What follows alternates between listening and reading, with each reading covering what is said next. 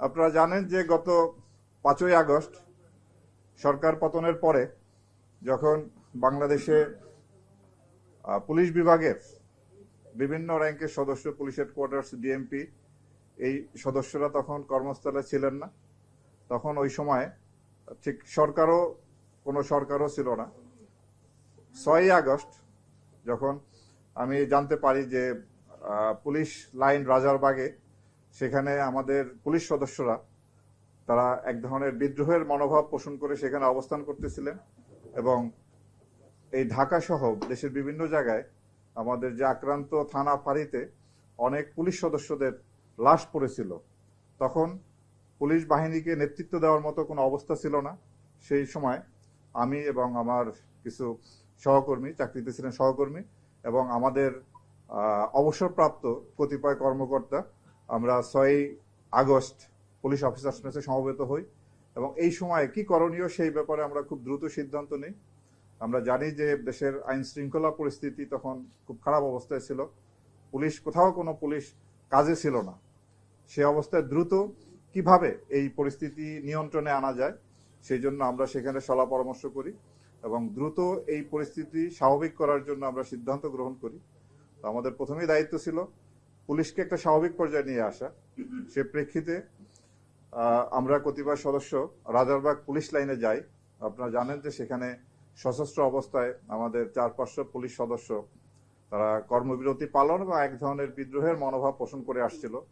তাদের ক্ষোভ ছিল তাদের নেতৃত্বের উপরে, যে নেতৃত্ব তাদেরকে পরিচালিত করে ছাত্র জনতার সম্মুখীন করেছিল এবং সেই আইন শৃঙ্খলা রক্ষাকারী বাহিনী হাতে সহস্রাধিক ছাত্র নিহত হয়।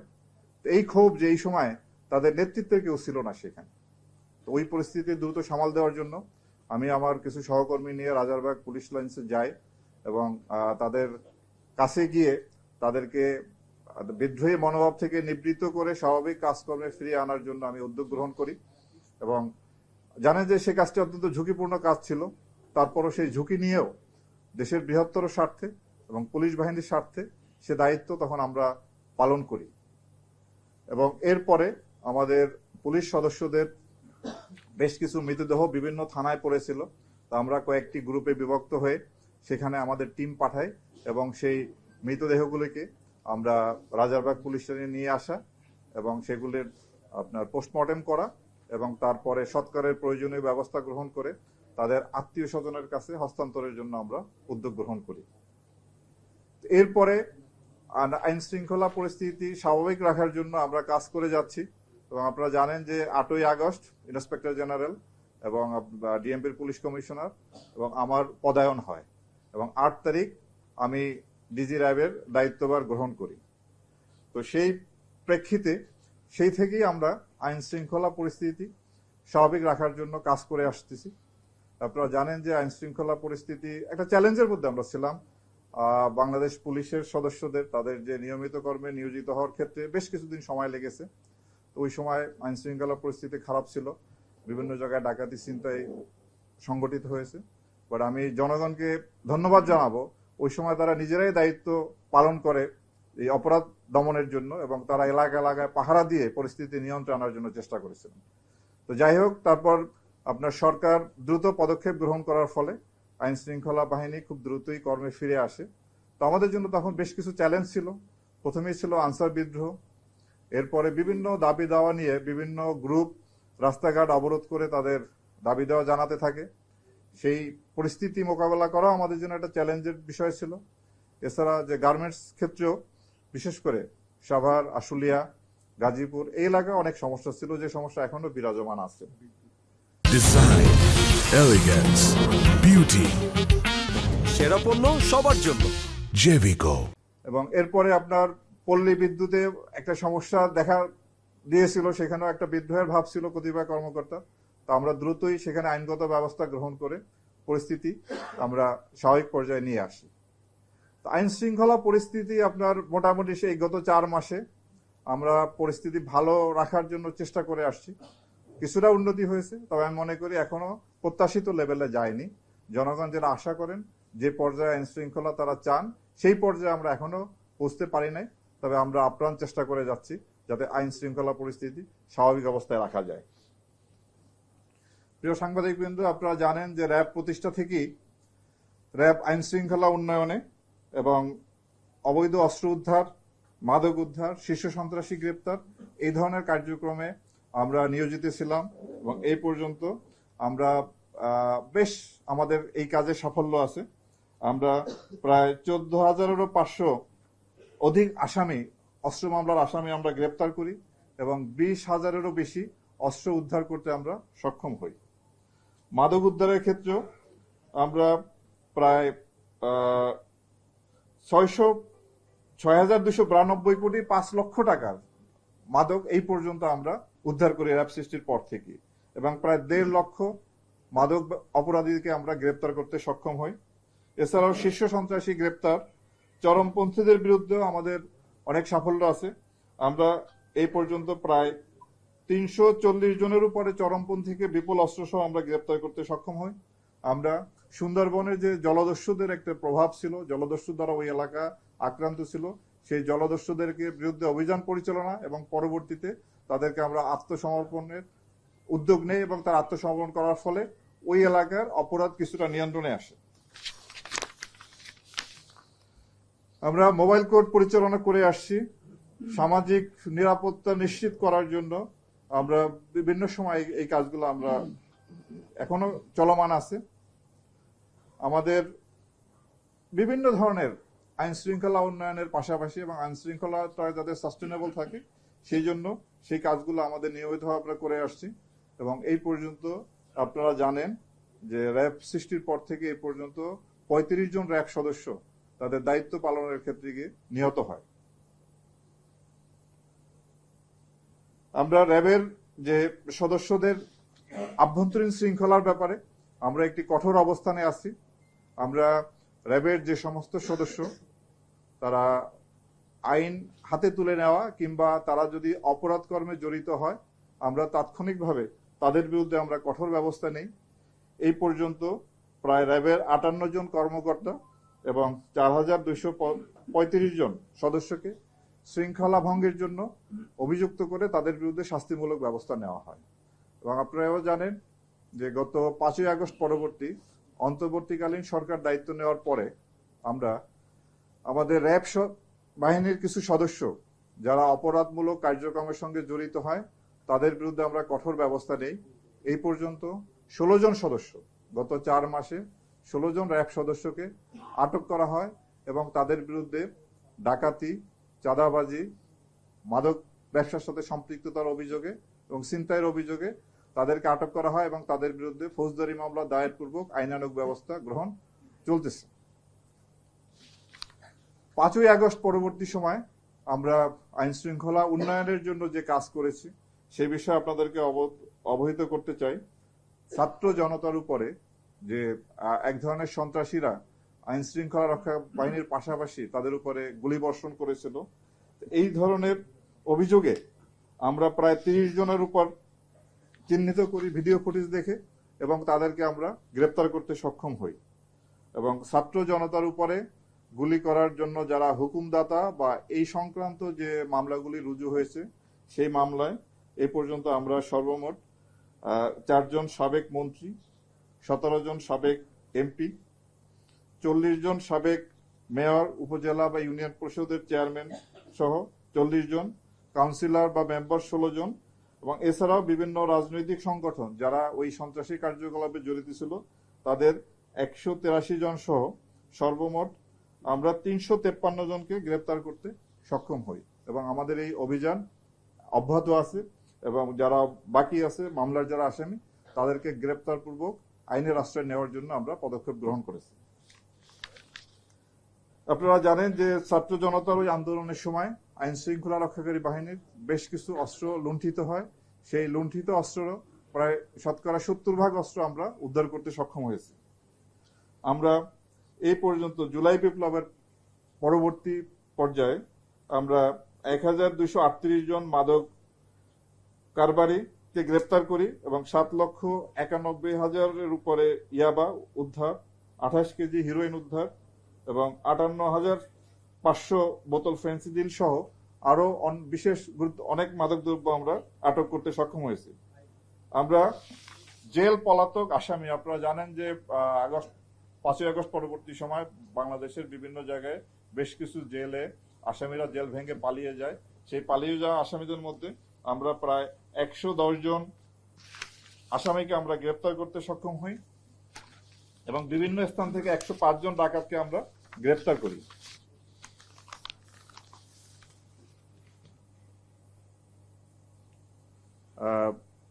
এছাড়াও আমাদের মানবিক কাজের মধ্যে আপনারা জানেন যে গত মাস দুয়েক আগে যখন বাংলাদেশের কুমিল্লা, ফেনী সহ এই অঞ্চলে বন্যা তলিয়ে যায়, তখন আমরা বন্যা দুর্গতকে হেলিকপ্টার দিয়ে তাদেরকে উদ্ধার করি এবং আমরা হেলিকপ্টারের মাধ্যমে সেখানে ত্রাণ তৎপরতা পরিচালনা করি। প্রায় 16 টনের উপরে ত্রাণ আমরা সেখানে বিতরণ করি। তো আমরা এই সমস্ত বিষয় অর্থাৎ আইন শৃঙ্খলা পরিস্থিতি স্বাভাবিক রাখার জন্য র্যাব শুরু থেকেই কাজ করে আসছে, এখনো আমাদের এই কাজ চলমান আছে।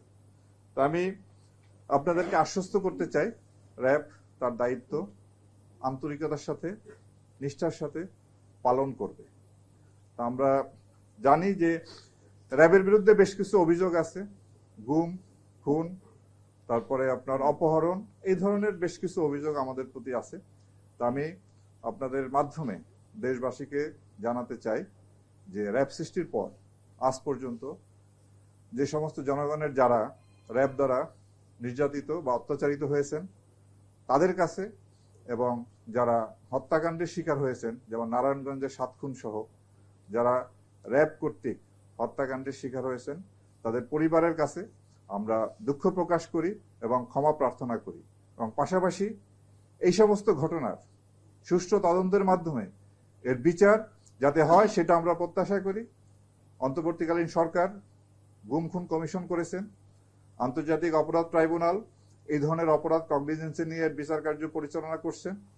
আমরা আশা করব সুষ্ঠু নিরপেক্ষ তদন্তের মাধ্যমে আমাদের বিরুদ্ধে যে অভিযোগ আছে তার সুষ্ঠু তদন্ত হবে এবং এর বিচার হবে, এবং এইভাবেই আমাদের দায় মুক্তি সম্ভব। অন্য কোনোভাবেই আমরা এই দায় থেকে মুক্ত হতে পারবো না। কেবলমাত্র সুষ্ঠু তদন্ত এবং বিচারের মাধ্যমেই আমরা দায় মুক্ত হতে চাই। তা আমি আপনাদের মাধ্যমে আবারও যারা র্যাবের কারণে ক্ষতিগ্রস্ত হয়েছেন, নির্যাতিত হয়েছেন, তাদের পরিবারের কাছে এবং তাদের কাছে আমরা আবারও দুঃখ প্রকাশ এবং ক্ষমা প্রার্থনা করছি। আশা করি ভবিষ্যতে এই বাহিনী, আপনারা জানেন যে গত 4 মাসে আমরা অক্লান্ত পরিশ্রম করে যাচ্ছি। ভবিষ্যতে আমি আপনাদেরকে নিশ্চয়তা দিচ্ছি, আমি যতদিন এই দায়িত্ব পালন করব বা আমার অফিসার যারা আছেন, র্যাব কখনো কারো নির্দেশে ভবিষ্যতে এই ধরনের অপরাধ, যে গুম করা, খুন করা, এটা হলো ফৌজদারি অপরাধ, এই অপরাধে কখনোই আর জড়িত হবে না, এই নিশ্চয়তা আমরা দিচ্ছি। তারপরও যদি কোনো সদস্য নিজ দায়িত্বে কোনো অপরাধমূলক কার্যকলাপে জড়িত হয়, তাদের বিরুদ্ধে আমরা কঠোর আইনগত ব্যবস্থা নিব, যেটা 5ই আগস্ট পরবর্তীতে আমরা নিয়ে আসছি। তো আমি আপনাদের কাছে বিনীতভাবে অনুরোধ জানাবো, আপনারা আমাদের এই দায়িত্ব পালনের ক্ষেত্রে আমাদের এই কাজে সহায়তা করবেন, এবং আমরা জনগণেরও সহায়তা প্রত্যাশা করি। জনগণের সহায়তা ব্যতীত কোনো বাহিনী, আইন শৃঙ্খলা রক্ষাকারী কোনো বাহিনী তার সাফল্য অর্জন করা সম্ভব হবে না, হয় নাই, হবেও না। তো সুতরাং আমরা ভবিষ্যতে এই সহায়তা পাবো এবং আপনাদের সাহায্য সহযোগিতা নিয়ে আমরা এগিয়ে যাব একটি সুন্দর একটা বাংলাদেশ বিনির্মাণে, একটা অপরাধ যাতে নিয়ন্ত্রণে থাকে, বাংলাদেশ বিনির্মাণে আমরা সবাই একসাথে কাজ করব, এই আশাবাদ ব্যক্ত করে আমার বক্তব্য শেষ করছি। আপনাদের সকলকে অসংখ্য ধন্যবাদ। মাননীয় মহাপরিচালক, আপনি 5ই আগস্ট পরবর্তী র্যাবের কার্যক্রম এবং র্যাবের সাফল্যের কথা বলেছেন। ফ্যাসিবাদ বিরোধী আন্দোলন যখন চলছিল তখন র্যাবের হেলিকপ্টার থেকে আন্দোলনকারীদের উপর সাউন্ড গ্রেনেড ছোড়া হয়েছে এবং টিয়ার গ্যাস ছোড়া হয়েছে, আপনি এবং গুলি করা হয়েছে। আপনি একজন অভিজ্ঞ পুলিশ কর্মকর্তা, আপনি কি মনে করেন যে এই আচরণটি পেশাদারী আচরণ হয়েছে? এটা 1 নম্বর প্রশ্ন। দ্বিতীয় হচ্ছে, একটি বৃহৎ রাজনৈতিক দল র্যাব বিলুপ্তির প্রস্তাব করেছে, এটা আপনারা কিভাবে দেখছেন? আপনাকে অসংখ্য ধন্যবাদ।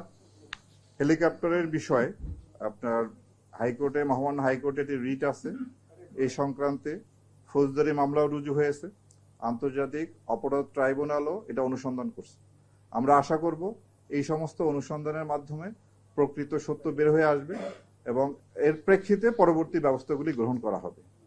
আর র্যাব বিলুপ্তির বিষয়ে আমি র্যাবে কর্মরত আছি। আমরা যতদিন দায়িত্বে পালন করব, র্যাবের আমাদের যে দায়িত্ব সেই দায়িত্ব আমরা নিষ্ঠার সঙ্গে আন্তরিকতার সঙ্গে পালন করব এবং এ ব্যাপারে সরকার যে সিদ্ধান্ত গ্রহণ করবে সেটাই শিরোধার্য। সরকারের সিদ্ধান্তের অপেক্ষা আমরা থাকবো।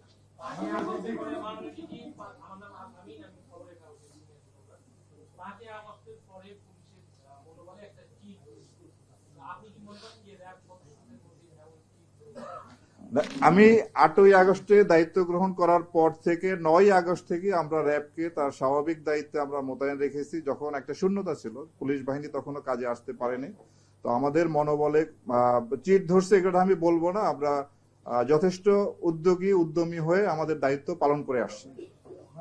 আমার একটি প্রশ্ন ছিল, সেটা হচ্ছে জুলাই অভ্যুত্থানের সময় হামলাকারী ও সরাসরি গুলি বর্ষণকারীদের ছবি বিভিন্ন সামাজিক যোগাযোগ মাধ্যমে কিন্তু অলরেডি স্পষ্ট হয়ে গেছে। তাদেরকে গ্রেফতারের বিষয়ে র্যাব অবহেলিত মানে কি অভিযান পরিচালনা করছে?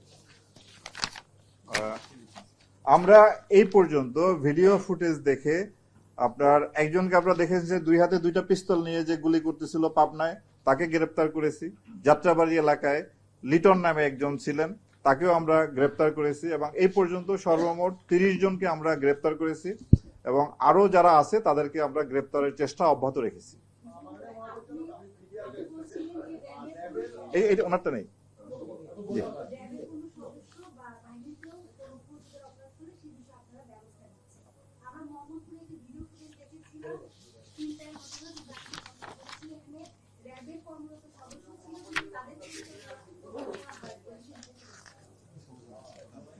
আমরা এই পর্যন্ত যে ছিনতাই, ডাকাতি, চাঁদাবাজির সাথে সম্পৃক্ত 16 জন র্যাব সদস্যকে আটক করে তাদের বিরুদ্ধে ফৌজদারি অভিযোগ আনয়ন করেছি এবং ভবিষ্যতেও কোনো সদস্য যদি এই ধরনের অপরাধের সাথে সম্পৃক্ত হয় তাদের বিরুদ্ধে ফৌজদারি মামলা এবং পাশাপাশি বিভাগীয় মামলা দুইটি অব্যাহত থাকবে এবং আমরা এই বিষয়ে অত্যন্ত কঠোর অবস্থানে আছি। জি প্লিজ এটা বিগত 10 বছর সবচেয়ে আলোচিত হত্যাকাণ্ডের মধ্যে রয়েছে তার মধ্যে টোকিও হত্যা মামলা। র্যাব দীর্ঘদিন তদন্ত করে এগুলো সমাধান করতে পারেনি। সেক্ষেত্রে আপনার জি একটু আমি টোকি হত্যা মামলায় আপনার এই পর্যন্ত আমরা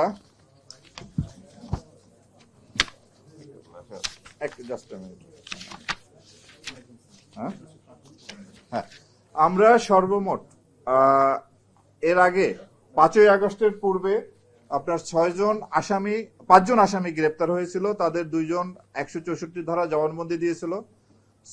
5ই আগস্টের পরবর্তীতে আমরা আরো 6 জনকে গ্রেপ্তার করি এবং এর মধ্যে একজন 164 ধারা জবানবন্দি দিয়েছে। এই মামলার তদন্তে যথেষ্ট অগ্রগতি আছে এবং আমরা এই মামলার তদন্ত দ্রুত সম্পন্ন করে আইনগত ব্যবস্থা গ্রহণ করতে সক্ষম হব। প্লিজ। হ্যাঁ,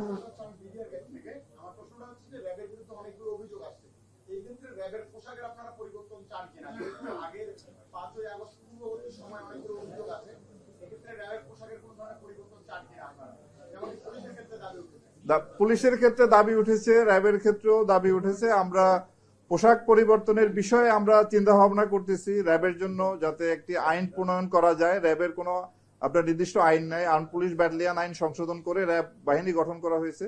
আমরা র্যাবের জন্য একটা আইন করার চিন্তা ভাবনা করতেছি এবং আর কোন কোন ক্ষেত্রে সংস্কার আনা যায় সেই বিষয়ে আপনাদের মতামত, জনসাধারণের মতামত সাপেক্ষে আমরা পরবর্তী প্রয়োজনীয় ব্যবস্থা গ্রহণ করব। তবে পোশাকের ব্যাপারে আমি একটা জিনিস মনে করি যে পোশাকের চেয়ে গুরুত্বপূর্ণ যে মানুষটাকে এই পোশাকটা পরানো হয় তারা।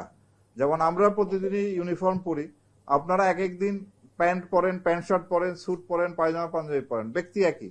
সুতরাং একজন ভালো ব্যক্তি যে পোশাকই পরুক না কেন তার কাছ থেকে আমরা ভালো জিনিসই পাবো। খারাপ ব্যক্তিকে আমি যত ভালো পোশাক পরাই না কেন তার কাছ থেকে আমরা ভালো কিছু পাবো না। তারপরও যেহেতু পোশাকের ব্যাপারে একটা মতামত আসছে, আমরা এটা সক্রিয় বিবেচনায় রেখেছি। প্লিজ পিছন থেকে একজনে বলার চাই, প্লিজ।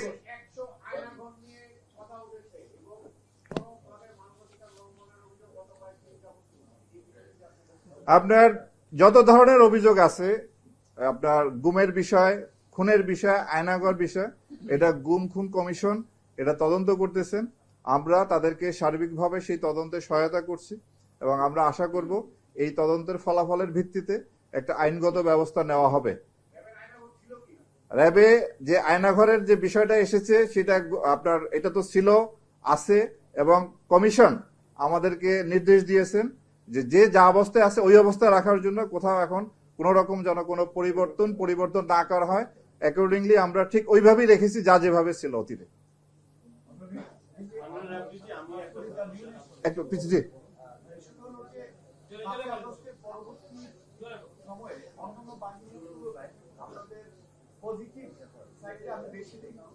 ধন্যবাদ জি। ঢাকার তিনটা কলেজে ঢাকার বাইরে থেকে বলা যায় যে ছাত্ররা এসেছে, আমরা ক্ষতিগ্রস্ত করলো, লুটপাট করলো। পরবর্তীতে ওই ঘটনাকে কেন্দ্র করে এই ঢাকার তিনটা কলেজের শিক্ষার্থীরা সময় নিয়ে সরাসরি সোশ্যাল মিডিয়ায় লেখলো যে আমরা প্রতিশোধ নিব। তো এই যে দীর্ঘ 2 দিনের একটা সময়, এর ভিতরে আপনাদের ইন্টেলিজেন্স বা ডিপার্টমেন্ট কেন সক্রিয় ছিল না? কেন পরবর্তীতে এই যে ক্ষয়ক্ষতি হলো 100 কোটি টাকার সম্পদ, এই ক্ষেত্রে আপনাদের ব্যর্থতা কি? আপনার আইন শৃঙ্খলা রক্ষার ক্ষেত্রে আপনার আগস্ট পরবর্তী পরিস্থিতিতে আপনারা জানেন যে এখানে আইন শৃঙ্খলা রক্ষার ক্ষেত্রে আমরা যথেষ্ট সতর্ক অবস্থায় থাকি এবং যাতে কোনো রকম কোনো ক্যাজুয়ালিটি না হয় সেদিকে আমাদের একটা দৃষ্টি থাকে। এই ঘটনাটিতে বিপুল সংখ্যক ছাত্ররা এই ঘটনাটা ঘটিয়েছে। সেখানে যারা উপস্থিত, যারা আইন শৃঙ্খলা রক্ষাকারী বাহিনী ছিল, সেখানে আপনার পুলিশ ছিল, র্যাব ছিল, সেনাবাহিনী ছিল, সবাই আপ্রাণ চেষ্টা করেছে। এরা তো আমাদেরই সন্তান এই ছাত্ররা। সুতরাং কঠোরতম ব্যবস্থাগুলি বাস্তবতার কারণে সেখানে নেওয়া সম্ভব হয় নাই। বাট পরবর্তীতে আলাপ আলোচনার মাধ্যমে এবং আইনগত প্রক্রিয়ার মাধ্যমে এর একটা সমস্যার আপাতত সুরাহা করা গেছে। বাট ভবিষ্যতের ক্ষেত্রে আমরা এই ধরনের পরিস্থিতিতে আরো সতর্ক থাকব যাতে এই ধরনের বড় ধরনের কোনো দুর্ঘটনা না ঘটে এবং ব্যাপক ক্ষয়ক্ষতি না হয়। এটা শেষ প্রশ্ন প্লিজ। হ্যাঁ, আমি একটা নেব, তারপরে আমি এর আগেও দেখেছি যে পুলিশের সাথে র্যাবের আসামি ধরা নিয়ে এক ধরনের প্রতিযোগিতা ছিল, সেটি এখন কমেছে।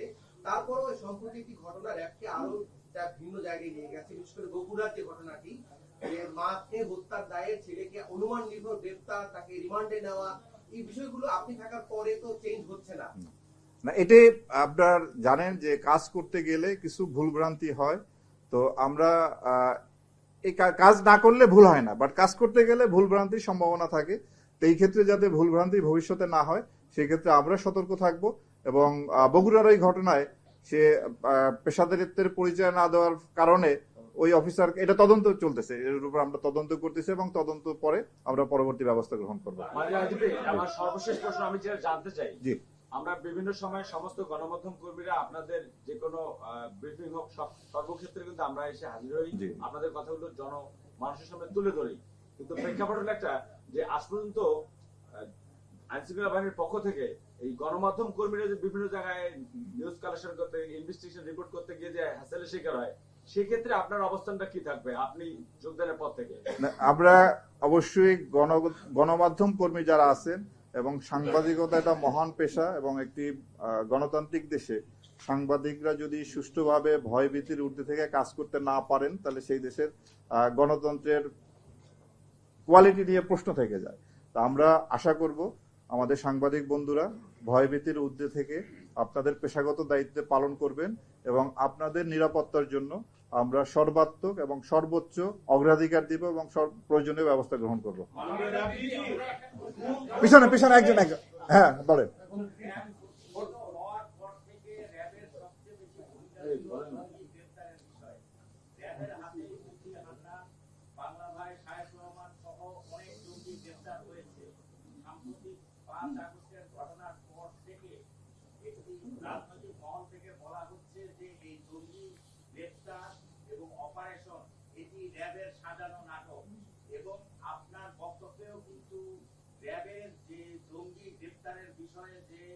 অসাধারণ ভূমিকা ছিল সেই বিষয়টি উঠে আসেনি, তাহলে কি আপনারা এই জঙ্গিকে নাটক বলে মনে করছেন কিনা?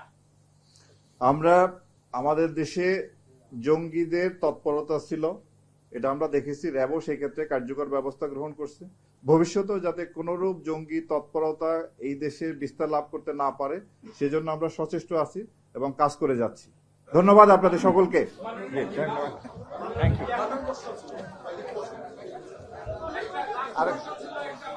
লাস্ট প্লিজ, আপনি তো করছেন প্রশ্ন একটা, নতুন প্রশ্ন নেই। হ্যাঁ, এটা শেষ প্রশ্ন, শেষ প্রশ্ন। জি বলেন। হ্যাঁ বলেন। হ্যাঁ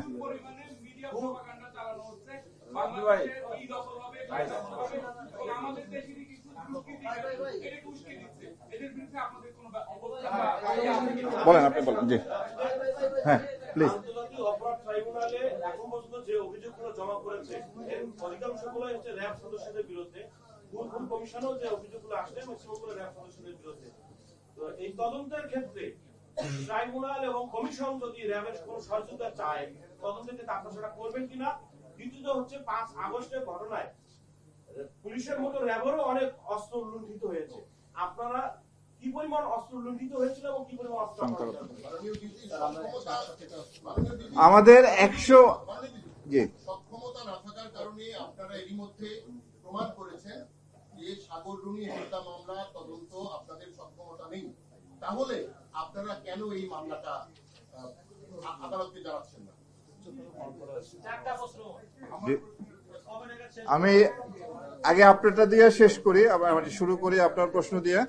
আপনার প্রশ্নটা ছিল 100, আমাদের 168টি অস্ত্র লুণ্ঠিত হয়, এর মধ্যে আমরা 90টি অস্ত্র উদ্ধার করতে সক্ষম হই, আর 12,000 অ্যামিনিশন আমাদের লুণ্ঠিত হয়, 7,000 আমরা উদ্ধার করেছি। বাকি অস্ত্র এবং অ্যামিনিশন উদ্ধারের জন্য আমাদের প্রক্রিয়া অব্যাহত আছে। আর এছাড়া এর বাইরে পুলিশেরও আমরা বেশ কিছু অস্ত্র উদ্ধার করেছি। সাগররুনির মামলার বিষয়ে এটি একটি গুরুত্বপূর্ণ মামলা। এই মামলার তদন্তে আশানুরূপ ফল এখানে না হওয়ার ফলে আমরা এটা আদালতকে অবহিত করি। আদালত এই মামলা তদন্তের জন্য একটি উচ্চতর কমিটি গঠন করে দিয়েছে। এখন ওই কমিটি এই মামলার তদারকি করছে এবং আশা করি এখানে আমরা ভালো সফলতা পাবো। আর কমিশনে আমরা আইনত বাধ্য এই ধরনের কমিশন বা আদালতকে বা যে কোনো ধরনের এই ধরনের আদালত এবং আইনের যে নির্দেশ সেটা আমরা মানতে বাধ্য, এবং আমরা সর্বাত্মকভাবে আমরা নিজেরাও চাইব যে এই বিষয়গুলি, এই অপরাধগুলির সুষ্ঠু তদন্ত এবং বিচার হোক, এবং আমরা আপনার কমিশন এবং ট্রাইব্যুনালকে সর্বাত্মকভাবে আমরা সহায়তা করব। আপনাদের অসংখ্য ধন্যবাদ এখানে উপস্থিত হওয়ার জন্য। আপনাদেরকে অসংখ্য ধন্যবাদ। আশা করি আপনাদের এই সহযোগিতা আমাদের প্রতি অব্যাহত থাকবে। ধন্যবাদ।